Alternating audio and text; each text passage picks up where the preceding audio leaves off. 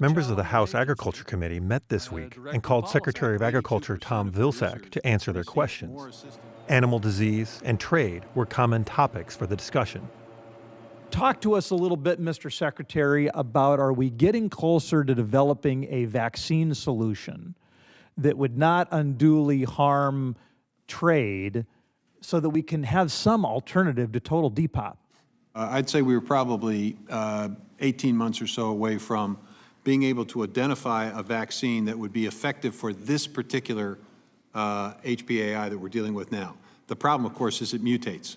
And so you have to basically create ultimately a vaccine that is available for all strains, right? So there's that issue. The second issue is how do you deliver the vaccine? Do you deliver it in a way that is efficient and effective and less expensive, or is an injection required? Well, when you're talking about hundreds of thousands of birds, that's difficult. Is the USDA concerned about trade disputes through USMCA? Is this going to be a big issue because of Prop 12? I will tell you that we are looking at ways in which we can help and assist the pork industry. We know it's under a lot of stress, as you do. Yeah. We recently purchased roughly $100 million of pork products in our feeding programs using the CCC and Section 32.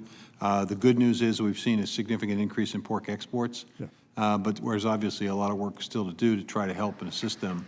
I think we're going to go through a bumpy period here where farmers have to basically make a decision about whether they're going to participate in that market or whether they're going to be more localized.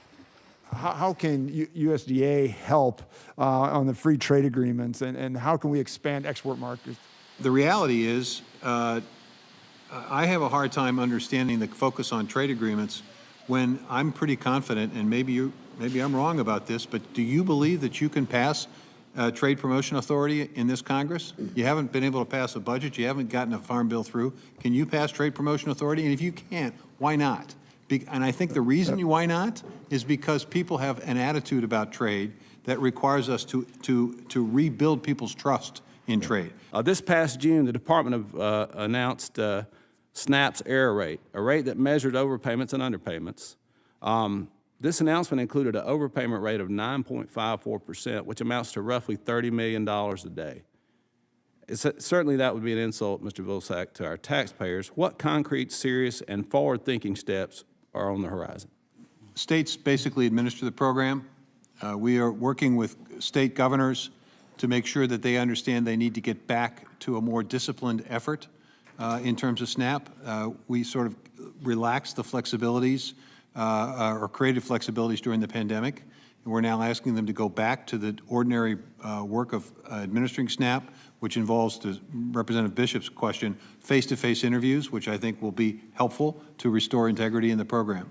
What should legislators be keeping in mind as we look to strengthen the farm safety net in the Farm Bill from your perspective, Secretary Vilsack? Well, I think the challenge is to find the resources to strengthen the safety net without necessarily jeopardizing the capacity of nutrition assistance to do what it needs to do, and without taking resources away from conservation, which benefits a broad array of producers.